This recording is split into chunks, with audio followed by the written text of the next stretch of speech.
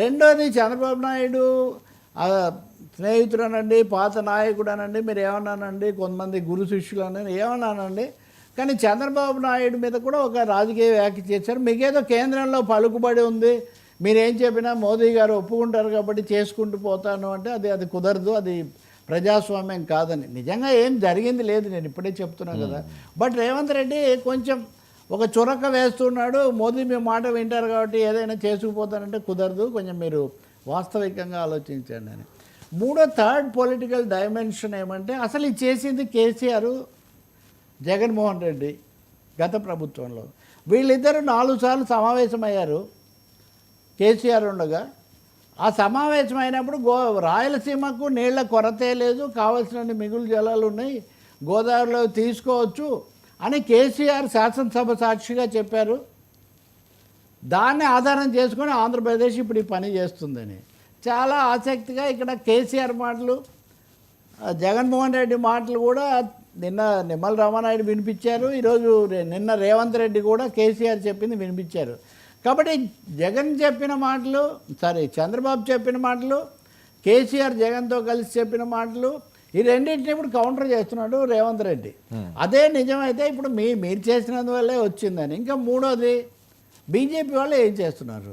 BJP వాళ్ళు కదా కేంద్రంలో ఉన్నారు, మీరు మా దగ్గర విమర్శలు చేస్తారు కాబట్టి అక్కడికి ఏం వెళ్ళి చేయడం లేదు.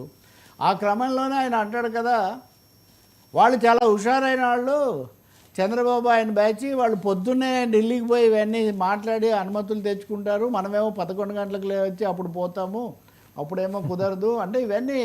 ఈ విషయాలు పక్కన పెడితే బీఆర్ఎస్ వాళ్ళు చాలా తీవ్రంగా చంద్రబాబుతో కుమ్మక్కై నువ్వు ఇది తీసుకొస్తున్నావని వాళ్ళు వీళ్ళ మీద ఆరోపణ చేస్తుంటే, మీరు చంద్రబాబు ఒకటే కాబట్టి మీకు బంధాలు భగవంతుడికి భక్తుడికి అనుసంధానమైనది, అంబికా దర్బార్ అగర్బత్తి అన్నంత బంధం ఉంది వీళ్ళకి కాబట్టి వాళ్ళు చేస్తున్నారని చెప్తుంటే, మూడోది మాత్రం బీఆర్ఎస్ పాత్ర ఇందులో వివాదాస్పదంగా మారుతుంది.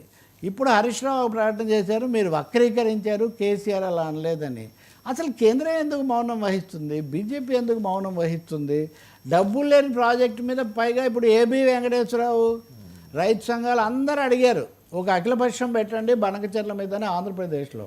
అక్కడ ప్లాను సిద్ధం కాలేదు, అక్కడ అఖిలపక్ష అవగాహన లేదు, సందేహాలు అలాగే ఉన్నాయి.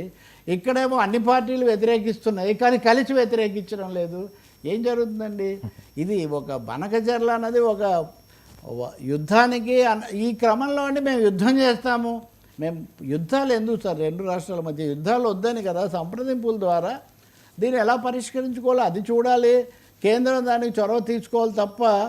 అది కూడా అన్నాడు రామానాయుడు నేను ఏమని, తెలంగాణలో ఉన్న రాజకీయ పార్టీలు వాటి రాజకీయ మనుగడ కోసం ఈ అంశాన్ని వివాదం చేస్తున్నాయని అదే ఆరోపణ చంద్రబాబు కూడా చేశారు.